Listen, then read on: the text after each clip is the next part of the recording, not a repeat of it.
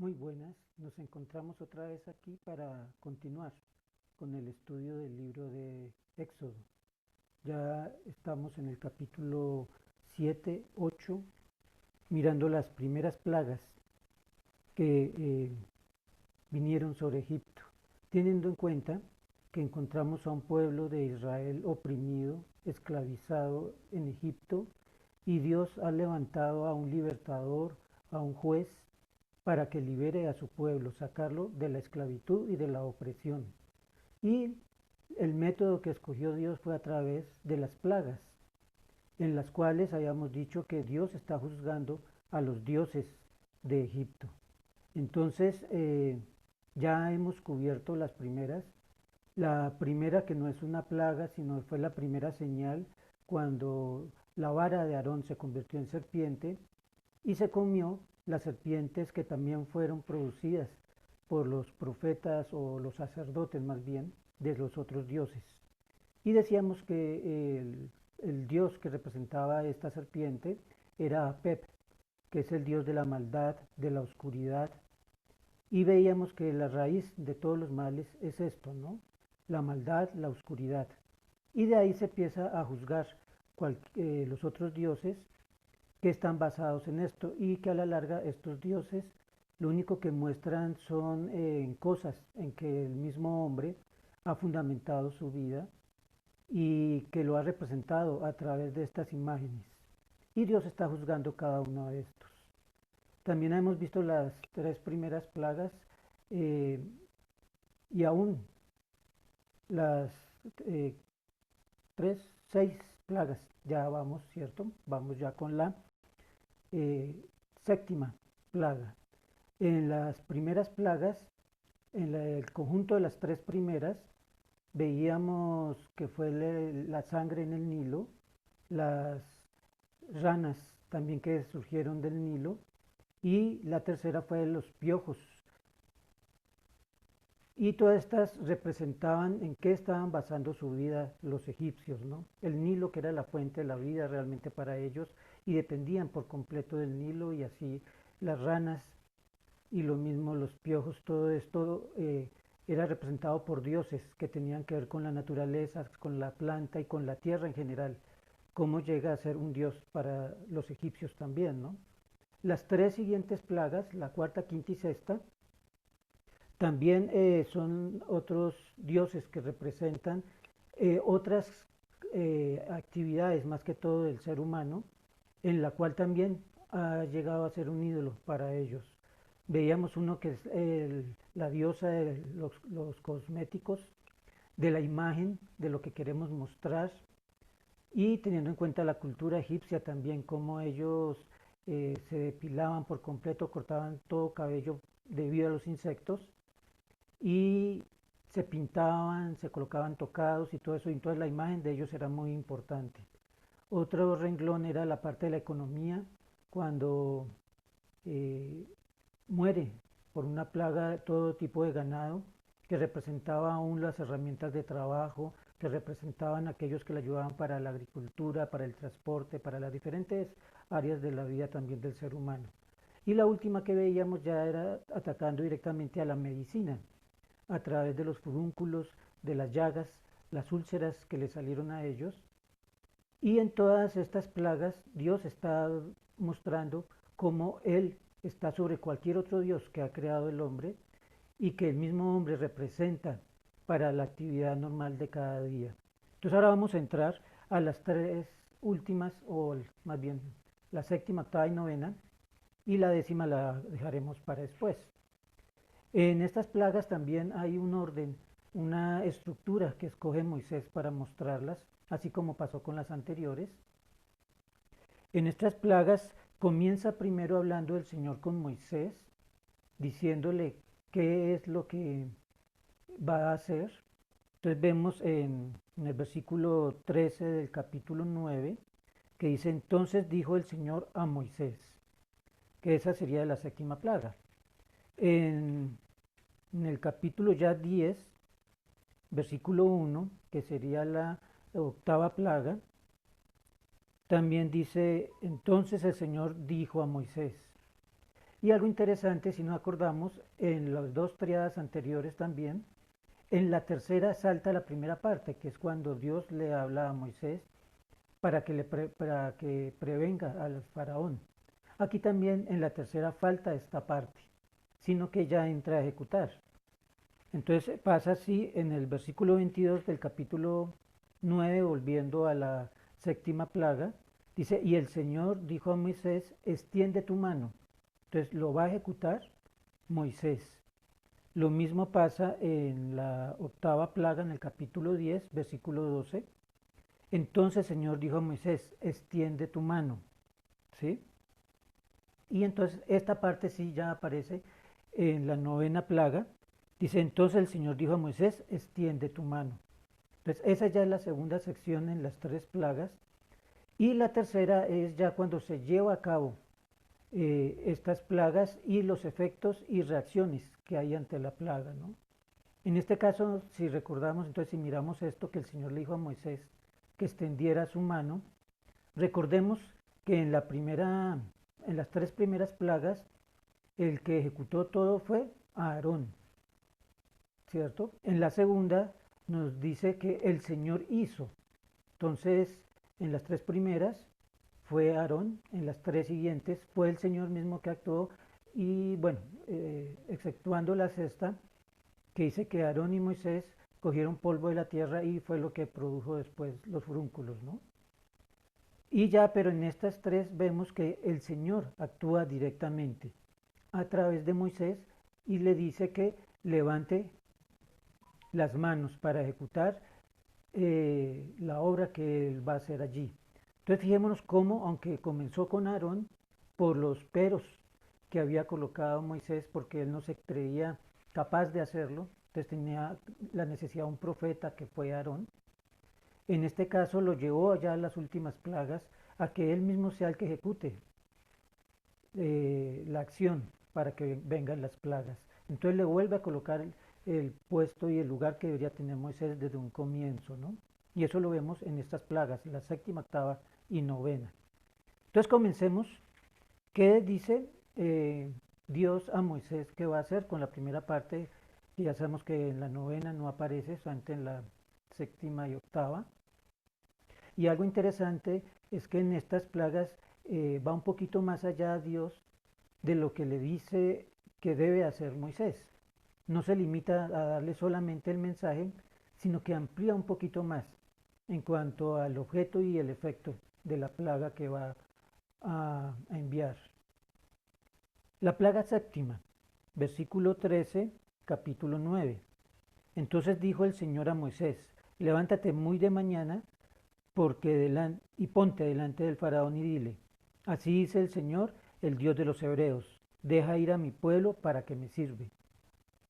Fijémonos que no cambia para nada el Señor cuál es el mensaje. El mensaje que tiene que llevar Moisés siempre es el mismo, deja ir a mi pueblo para que me sirva. Y después dice qué plaga va a tener, porque esta vez enviaré todas mis plagas sobre ti, sobre tus siervos y sobre tu pueblo, para que sepas que no hay otro como yo en toda la tierra. Fíjate que sigue la misma secuencia que ha hecho con los otros grupos de a tres plagas. En la primera comienza a decir cuál es el propósito de estas plagas. Dice, para que sepas que no hay otro como yo en toda la tierra. Entonces, en la primera nos dice, para que sepan quién es Dios, quién soy, yo soy. ¿Sí? Que Faraón ha dicho, yo no lo conozco. En el segundo grupo, Dios había dicho, estoy en medio de la tierra. Pero ahora dice con la tercera, que no hay otro como Él es el único Dios, ¿no? Y por eso también en ese versículo 14 dice, enviaré todas mis plagas sobre ti. Entonces ya el ataque es más directamente sobre Faraón y continúa diciendo sobre tus siervos y sobre tu pueblo. Ya va a afectar más directamente a la población. Las plagas anteriores, aunque lo afecta lógicamente, comienza es con la naturaleza y afectando a través de la naturaleza. Y con lo que va a pasar aquí va a afectar directamente a los seres humanos. Y a partir del 18 dice cuál va a ser la plaga. He aquí mañana, como a esta hora, enviaré granizo muy pesado, tal como no ha habido en Egipto, desde el día en que fue fundada hasta ahora. Entonces está diciendo cuál va a ser la plaga, el granizo, muy pesado. Dice algo que nunca ha habido hasta ahora. Entonces eso va a atacar y ahorita vamos a ver también a qué se refiere, ¿no? O bueno, podemos hablar primero de qué tipo o a qué Dios más bien está atacando directamente aquí Dios.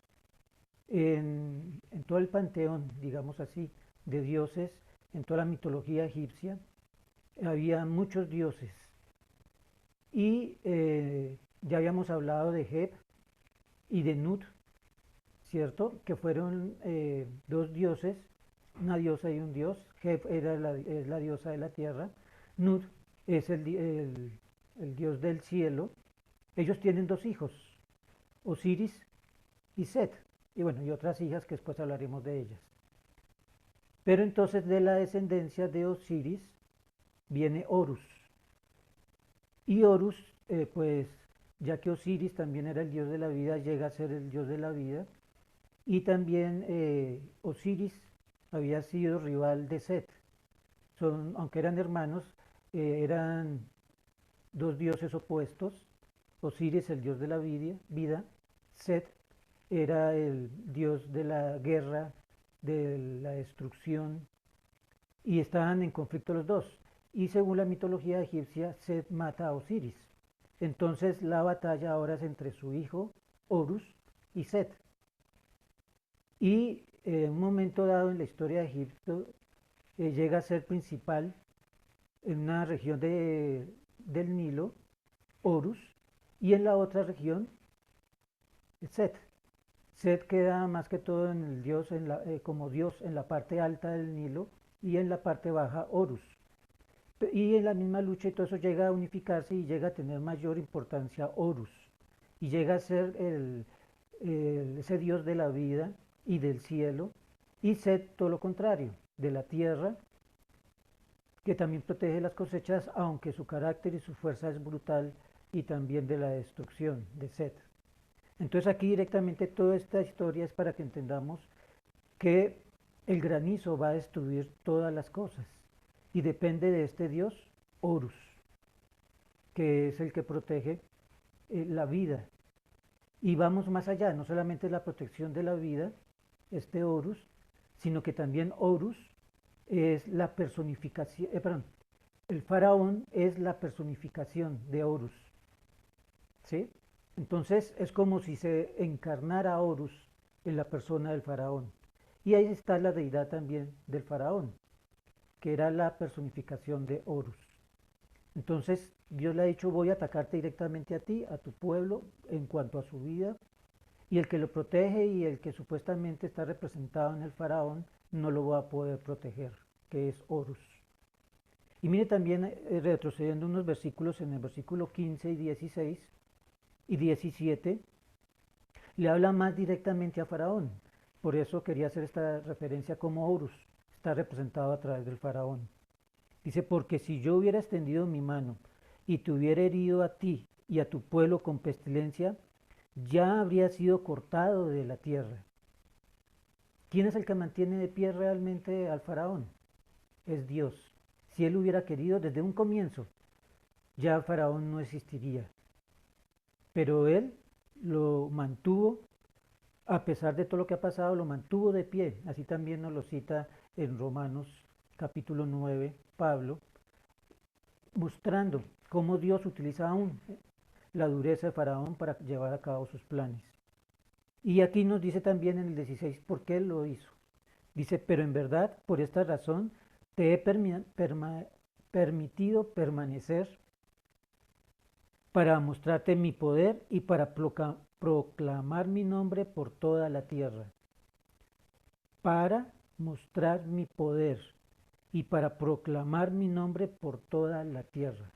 Es para darse a conocer realmente el verdadero Dios que está sobre cualquier otro Dios, como ya lo ha dicho del versículo 14, que no hay otro como Él, No hay ningún Horus, no hay ningún Osiris, ningún otro dios que esté sobre este, que es el único y verdadero, y también para proclamar su nombre por toda la tierra. Desde Egipto, la principal potencia en esa época, que era conocida, con un dios que está sobre cualquier otro dios, sobre estos dioses egipcios, se va a dar a conocer por todas las naciones a través de lo que le está haciendo a Faraón. Entonces fíjate cómo en esta plaga y lo que le dice a Moisés, se extiende un poquito más Dios dando a entender por qué está haciendo todo esto. Lo estoy juzgando a ustedes los dioses que tienen en Egipto, representado en Faraón, y yo soy el único, yo estoy sobre ustedes, soy más poderoso, que los otros no existen. Y al hacer esto en Egipto se va a dar a conocer también en las otras naciones. Y, y también da otra cosa interesante aquí, otra cosa que es realmente nueva en cuanto a todas las plagas. Acordémonos que en las plagas anteriores había afectado a todo el pueblo de Egipto, excluyendo al pueblo de Israel. Las plagas no tocaban a Israel. En este caso, en las anteriores siempre tocaron a los egipcios. En este caso, no les da una prevención para que ellos se puedan librar de la plaga.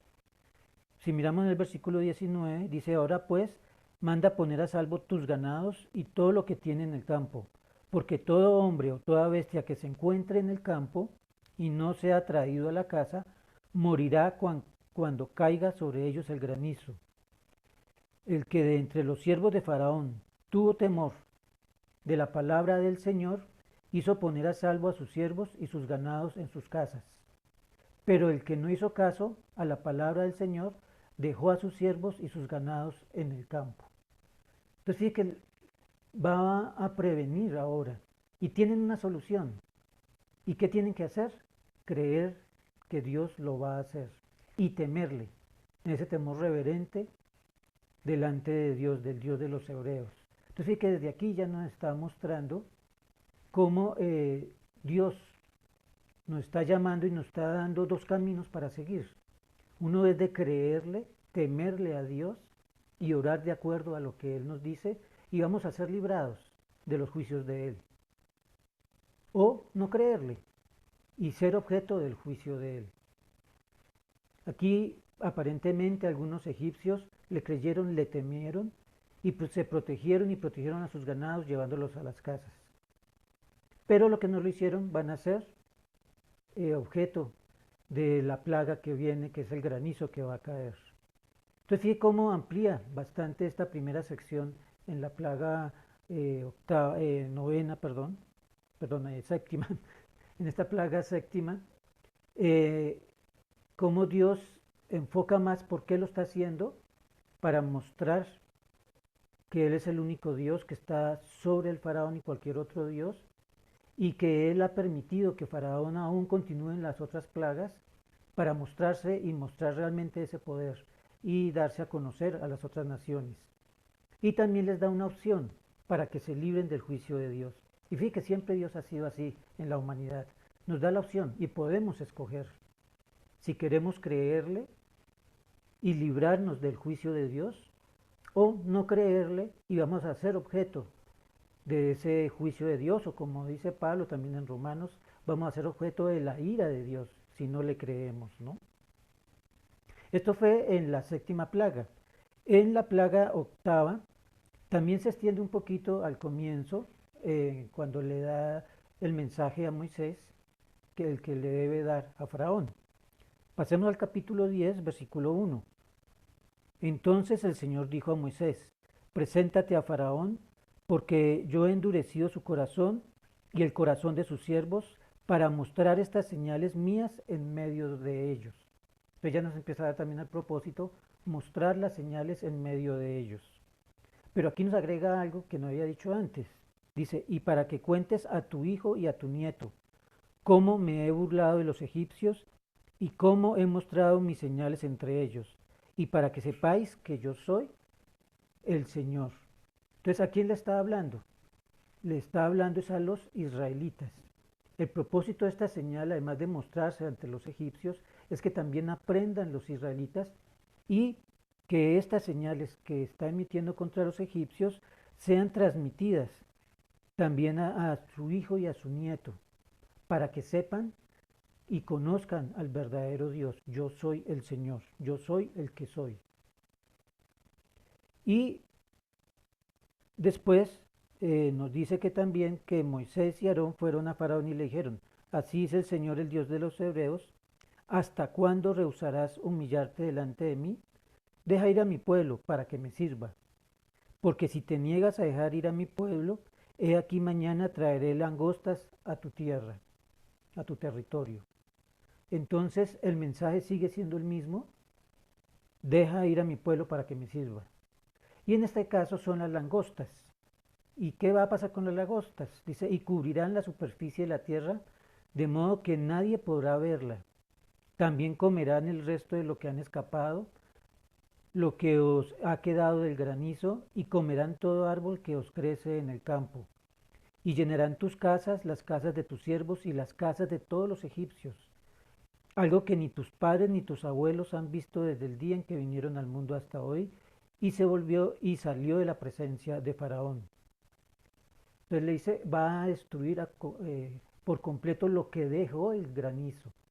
No les va a quedar absolutamente, y también va a llenar sus casas, va a llenar toda la langosta, algo que nunca realmente se había visto, así como dijo también con el granizo, algo que nunca se había visto iba a pasar allí, ¿no? Y también vemos una reacción en cuanto de los siervos de Faraón.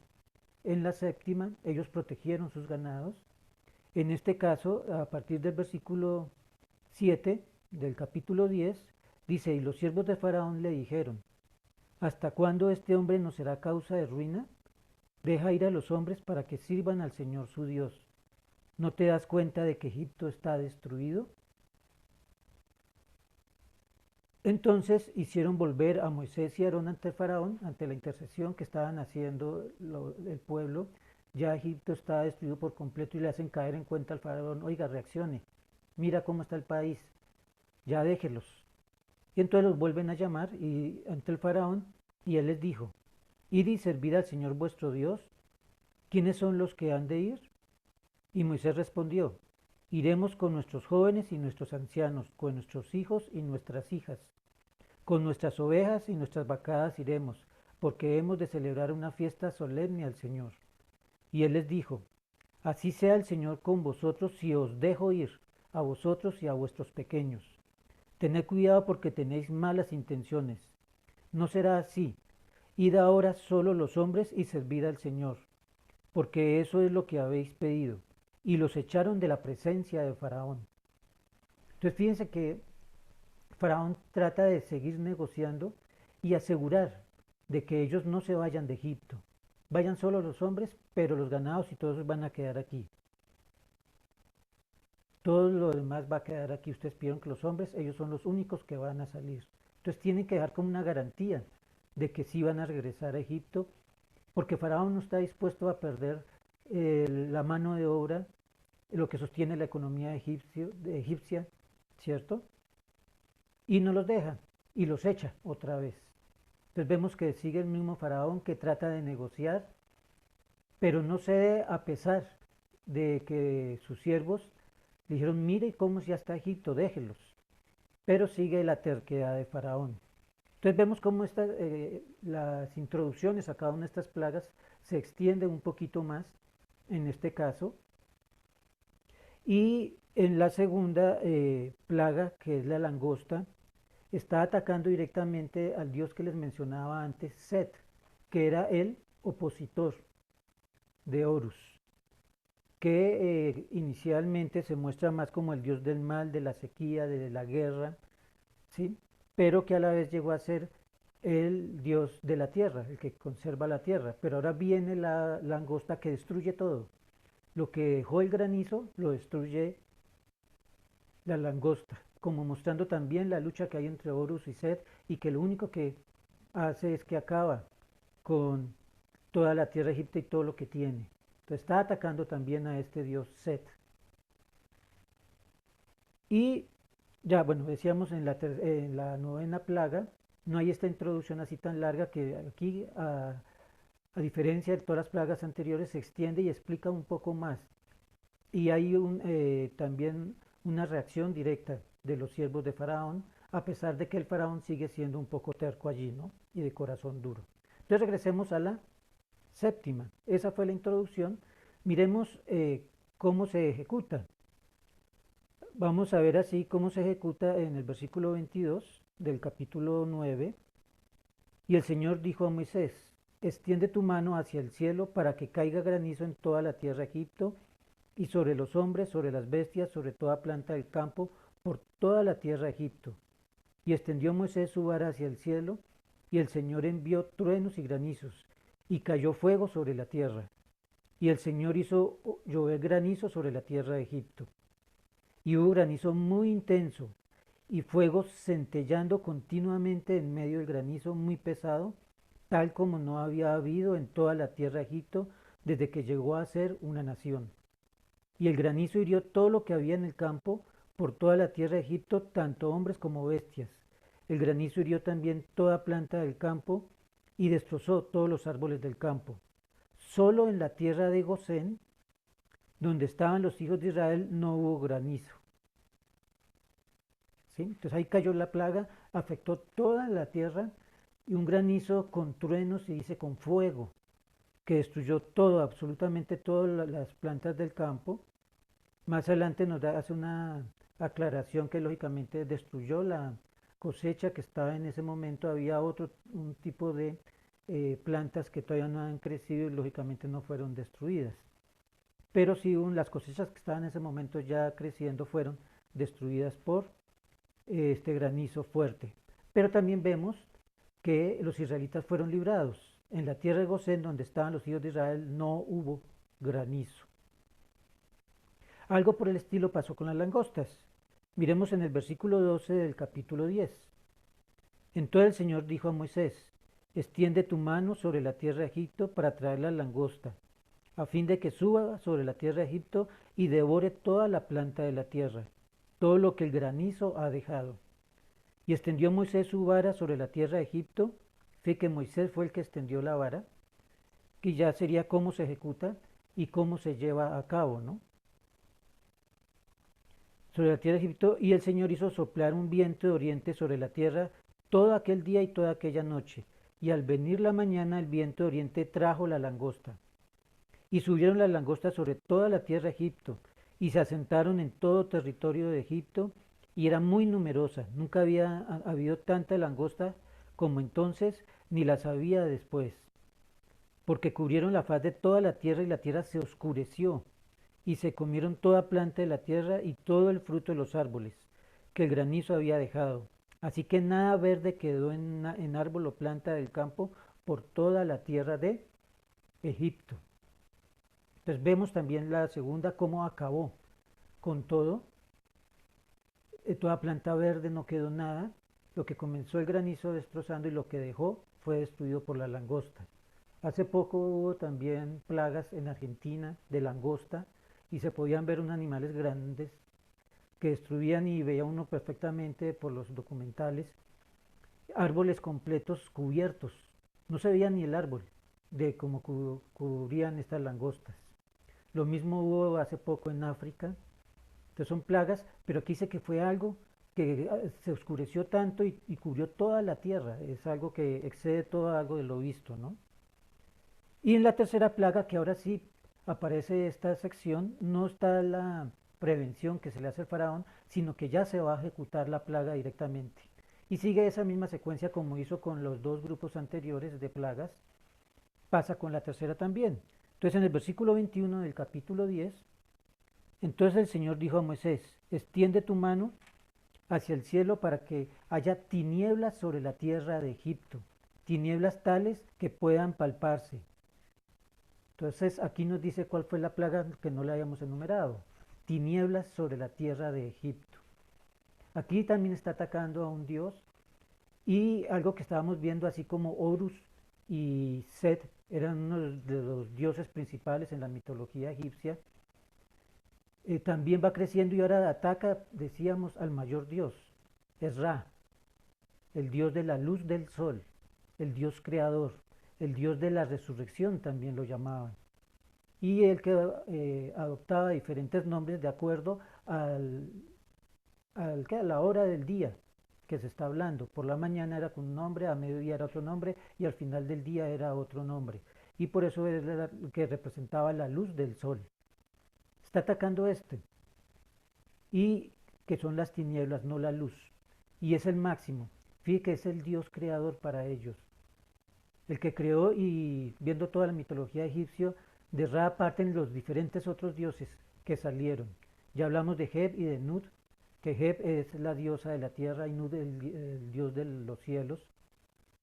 Entonces ya vemos ahí un paralelo. Si vemos que Jehová, Yahvé o Yahweh, yo soy el que soy, en el primer versículo de Génesis nos dice que Dios creó los cielos y la tierra. Entonces es como si fuera un paralelo, pero hecho a través de dioses. Un Dios que creó otros dos dioses que representan el cielo y la tierra. Pero entonces nos está diciendo que hay un Dios que está sobre ese Dios que ellos crearon, que no es real. Solo hay un Dios creador y un Dios verdadero y el único Dios, que es el Dios de los hebreos, el yo soy. Y entonces vemos ya después, a partir del versículo 22, cómo lo ejecutó Moisés. Extendió Moisés su mano hacia el cielo y hubo densas tinieblas en toda la tierra de Egipto por 3 días. No se veía unos a otros, nadie se levantó de su lugar por 3 días, pero todos los hijos de Israel tenían luz en sus moradas. Pensemos un poquito, todo oscuro, dice que hasta se puede palpar la oscuridad, no sé cómo será esto realmente, pero durante 3 días no poder observar nada, cómo se siente una persona. Y ese Dios que supuestamente le da la luz, no la da. Pero el único sitio, como si hubiera un huequito allí que entra luz, es la parte de Israel. El único Dios que realmente es luz. Y dice que no se veían unos a otros. ¿Sí? Y que nadie se levantó de su lugar por 3 días, pero todos los hijos de Israel tenían luz en sus moradas. Entonces vemos cómo las 3 plagas afectan directamente al faraón y a sus siervos y a su pueblo, a través del granizo, la langosta y la oscuridad, las tinieblas. ¿Cuál fue la reacción de Faraón? Que es lo interesante también, que vemos que hay un cambio en la actitud de Faraón, pero aún su corazón sigue siendo duro. Volviendo al capítulo 9, versículo 27, entonces Faraón envió a llamar a Moisés y a Aarón y les dijo: esta vez he pecado, el Señor es el justo y yo y mi pueblo somos los impíos. Mire lo que está diciendo. Su Dios, el yo soy, es el justo. Y yo y mi pueblo somos los impíos. Rogad al Señor, porque ha habido ya suficientes truenos y granizos de parte de Dios, y os dejaré ir y no os guardaréis, y no os quedaréis más aquí. Y Moisés le dijo: tan pronto como yo salga de la ciudad, extenderé mis manos al Señor. Los truenos cesarán y ya no habrá granizo, para que sepas que la tierra es del Señor. En cuanto a ti y tus siervos, sé que aún no teméis al Señor Dios. Y nota aquí la aclaración que les decía antes: y el lino y la cebada fueron destruidas, pues la cebada estaba en espiga y el lino estaba en flor. Pero el trigo y el centeno no fueron destruidos por ser tardíos. Y salió Moisés de la ciudad de la presencia de Faraón, y extendió sus manos al Señor, y los truenos y el granizo cesaron, y no cayó más lluvia sobre la tierra. Pero cuando Faraón vio que la lluvia, el granizo y los truenos habían cesado, pecó otra vez, dice, ¿no? Y endureció su corazón, tanto él como sus siervos. Otra vez es el Faraón el que endurece su corazón, ¿no? Dios no lo está endureciendo allí. Y se endureció el corazón del Faraón y no dejó ir a los hijos de Israel, tal como el Señor había dicho por medio de Moisés. Entonces fíjate la reacción del Faraón. Ya llegando a ya circunstancias extremas, que todo está destruido, llega un granizo que sigue destruyendo más. Entonces el Faraón reconoce: sí, Dios es el justo y yo soy el impío. Pero cuando ya se quita la plaga que hace el Faraón, vuelve a endurecer su corazón. Y a veces nos pasa a nosotros lo mismo, ¿no? Estamos en circunstancias difíciles, problemas o que no sabemos qué hacer, buscamos a un Dios que nos solucione el problema, ¿cierto? Y una vez que pasa el problema, volvemos a las mismas. No importa, ya pasó el problema, ya antes nos damos, ¿qué? Reconocemos, sí, hemos sido pecados, hemos hecho mal, todo esto mal, tú tienes toda la razón. Y cuando Dios obra en nuestra vida y nos saca adelante, olvidamos y ya no necesitamos de ese Dios, ¿no? Entonces, aquí lo que quiere mostrar también Dios, lo que resaltó Moisés, es para que sepas que en la tierra es del Señor. Él es el creador, es el dueño de todas las cosas. Entonces también debemos respetar y temer. Moisés le dice, yo sé que usted ni su pueblo le temen realmente a este Dios. Y lo muestran en su actitud, ¿no? Cuando ya no lo conocen, cuando ya pasa la plaga, cuando pasa todo, ya no eh, no ejecuta Faraón lo que debe hacer y no muestran ese temor realmente que algunos ya habían mostrado antes al guardar sus ganados y todo en sus casas. Algo por el estilo pasa con la segunda plaga. También la reacción del faraón ahí en el versículo 12 del capítulo 10. Entonces el Señor dijo a Moisés, extiende tu mano sobre la tierra de Egipto para traer la langosta. Y pasando ya la reacción en el 17, en el 16, perdón, entonces Faraón llamó apresuradamente a Moisés y a Aarón y dijo, he pecado contra el Señor, otra vez, ¿no? Vuestro Dios y contra vosotros. Ahora pues os ruego que perdonéis mi pecado solo esta vez. Ahora pide perdón. Antes simplemente reconoce, pero ahora está pidiendo perdón, ¿no? Y que roguéis al Señor vuestro Dios para que quite de mí esta muerte. Esto es bastante descriptivo y significativo en el sentido de que está pidiendo perdón y a la vez ya está en la connotación de muerte. Pero sigamos lo que pasó. Y Moisés salió de la presencia de Faraón y oró al Señor. Y el Señor cambió el viento a un viento occidental muy fuerte que se llevó la langosta y las arrojó al mar rojo. Ni una langosta quedó en todo el territorio de Egipto. Pero el Señor endureció, ahora sí actúa el Señor en el corazón de Faraón, y éste no dejó ir a los hijos de Israel. Entonces fíjese que el Faraón reconoce, sí, yo he pecado, pide perdón, perdone porque lo he ofendido tanto a su Dios como a ustedes, pero de todas formas la reacción final no muestra una confesión real de estar de acuerdo con Dios, con el Dios de Israel, sino que endurece, ya se fue otra vez el problema, entonces continúo en mi terquedad. Aunque actúa Dios, y ya nos ha dicho en la plaga anterior, que el que lo mantiene de pie al faraón es Dios. ¿Para qué? Para mostrar su poder. Y por eso endurece ahora el corazón del faraón aún más, para mostrar su poder, que realmente lo vamos a ver en su plenitud cuando ya termina con la 10ª plaga, que lo veremos en el próximo video. Y por último nos falta la 9ª plaga. ¿Qué pasó? Que es bastante interesante. Entonces está todo oscuro menos Israel. Y entonces llama a Faraón en el versículo 24 del capítulo 10. Entonces llamó Faraón a Moisés y dijo, id y servid al Señor, solo que vuestras ovejas y vuestras vacadas queden aquí. Aún vuestros pequeños pueden ir con vosotros. Sigue limitando y colocando sus condiciones Faraón ante lo que el Señor está pidiendo. Quiere hacerlo a su manera para asegurar lo que es más importante para él, más que reconocer a ese Dios que ha hecho todo esto en Egipto. Pero Moisés le dice, también tienes que darnos sacrificios y holocaustos para que los sacrifiquemos al Señor nuestro Dios. Por tanto, también nuestros ganados irán con nosotros, ni una pezuña quedará atrás, porque ellos tomaremos para servir al Señor nuestro Dios, y nosotros mismos no sabemos con qué hemos de servir al Señor hasta que lleguemos allá. Entonces, fíjate, a mí me encanta aquí la posición de Moisés.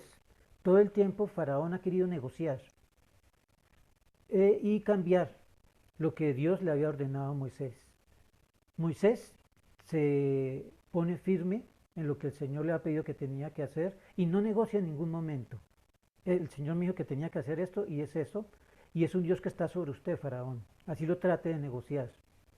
¿Sí? Y a veces nosotros nos pasa lo mismo también. cuando hay circunstancias que a nuestro parecer podrían ser mejor o adecuarlas de acuerdo a lo que nos parece, tratamos de negociar con Dios y negociar aún los mismos principios que Dios nos ha enseñado. ¿Qué es lo que está tratando de hacer Faraón, no? Para adecuarlo de acuerdo a su conveniencia. Y eso es lo que hacemos nosotros, lo negociamos para seguir de acuerdo a nuestra conveniencia, según nuestro parecer, ¿no? Porque lo mejor para nosotros es lo que Dios tiene para nosotros. Pero Moisés se mantiene firme, ¿no? Dios dijo todo, aún el ganado y todo va a salir. Entonces, es algo muy importante allí permanecer en lo que Dios nos ha dicho, que Él nos respalda, ¿no? Y veamos lo que la actitud del faraón, cómo sigue allí. Pero el Señor endureció el corazón de Faraón y éste no quiso dejarlos ir. Entonces Faraón dijo a Moisés, apártate de mí, guárdate de no volver a ver mi rostro, porque el día en que veas mi rostro morirás. Amenaza a Moisés. En la plaga anterior los habían echado, pero ahora lo amenaza, usted no vuelve a verme porque yo lo mato. Y Moisés respondió, bien has dicho, no volveré a ver tu rostro. Aquí termina el capítulo 10, pero queda abierto. Moisés aún no se ha ido de la presencia de Faraón y lo que transcurre en el capítulo 11, que lo vamos a ver posteriormente, tiene ocasión todavía cuando Moisés está delante del Faraón, porque ya aquí lo amenazó el Faraón que si lo vuelve a ver lo mata. Entonces todo lo que sucede en el capítulo 11 es todavía en la presencia, antes de salir de la presencia Moisés delante de Faraón. Pero fíjate todo lo que nos está mostrando aquí estas tres plagas. El principal sentido es cómo Dios está sobre cualquier otro Dios y ha sostenido a Faraón para sus propósitos con su poder y mostrarse a otras naciones. Y al coger a los principales dioses, en este caso Horus, Set y Ra, que es el máximo, está diciendo que Él es el único Dios que es propietario de la tierra, porque Él es el creador, el único creador, y el que da la vida y el que también el que da la resurrección, que era algo que también representaba Ra, que daba la resurrección y el levantar otra vez de los faraones y todo eso, por eso los momificaban y guardaban todas sus partes y todo eso para su resurrección después, ¿no? Entonces vemos que Dios estaba poniendo sobre cualquier otro Dios. Él es el único Dios creador, el dueño de la tierra y de todo lo creado. Y está aún sobre Faraón, sobre cualquier Dios que se pueda levantar. Y eso es lo que está colocando allí, ¿sí? Entonces podemos pensar nosotros y también es reflexionar qué dioses tenemos en nuestra vida, que cómo hemos empezado a idolatrar las cosas temporales, físicas, materiales que hay alrededor nuestro, que no están sobre Dios. Y por eso muchas veces hasta negamos el mismo Dios para confiar más en lo que tenemos, en lo que queremos, en toda una organización social, de pronto de una economía de cual nosotros dependemos y depende nuestra vida, y llegamos a idolatrarlo. Y ese es nuestro Dios que seguimos. O cualquier otra área de nuestra vida, muchas veces lo que hablábamos en el sentido de mostrar imágenes, cuando se crean aquellas personas que manejan la imagen de alguien, ¿cierto? Para mostrarse y para ver cuando no es la realidad de la persona, eso se vuelve un Dios también, ¿sí? La medicina hoy en día, cuando estamos en plena pandemia, nos fijamos más y nos concentramos cómo podemos salvar a la humanidad buscando una vacuna y todo eso, y está bien.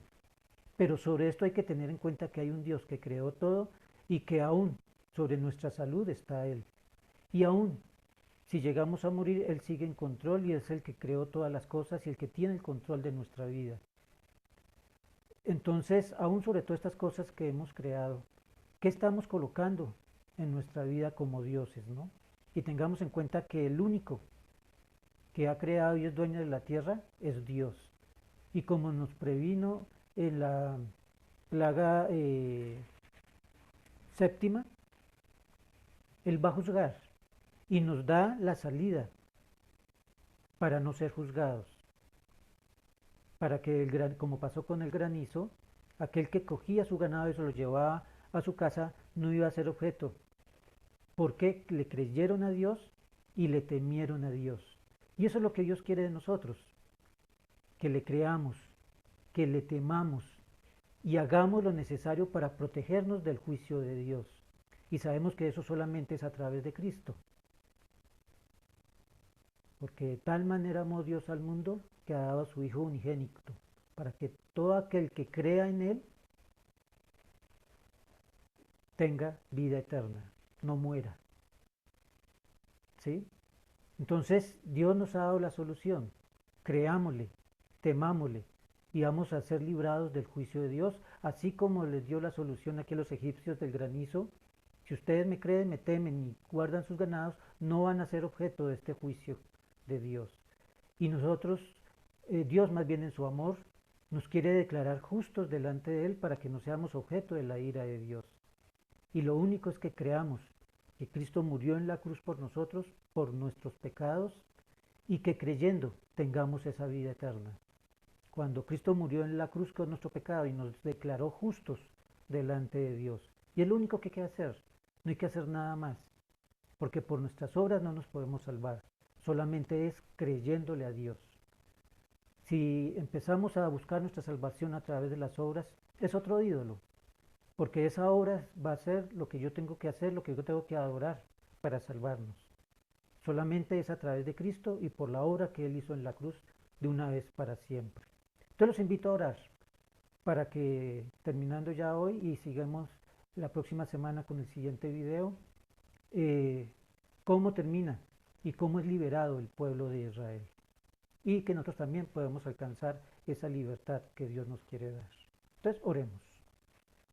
Padre Celestial, te damos gracias por esta historia que has permitido que llegue hasta nosotros, Señor, y cómo a través de ella nos estabas enseñando cuáles eran tus planes, no solamente para el pueblo de Israel, sino para toda la humanidad.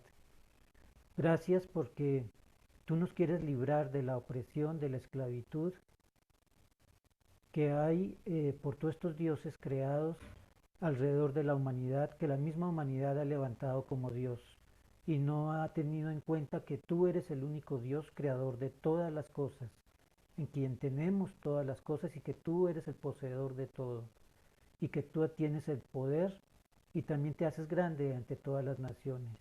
Ayúdanos para que realmente te creamos, ayúdanos para que también te temamos y te coloquemos en la posición que debe ser sobre cualquier cosa creada, porque solamente tú eres Dios y el único verdadero. Ayúdanos a seguirnos y entregar nuestra vida por completo a ti y a seguirte a ti. Muchas gracias por esa libertad que tú nos das cuando te seguimos y cuando creemos en la obra que ha hecho en Cristo Jesús. Te lo agradecemos en el nombre de tu Hijo, nuestro Señor y Salvador Jesús. Amén. Amén. Muchas gracias por estar aquí. También, si quieren volver a repetir, van a ver, lo pueden ver aquí en el Facebook. Y también está en mi canal en YouTube, que está con mi nombre, José Pinzón. Y allí está toda la serie del Éxodo, si también la quieren ver en la serie completa del estudio de Éxodo. Entonces, que tengan una buena semana y que Dios los ayude a seguir caminando en esa libertad que Él nos ha dado.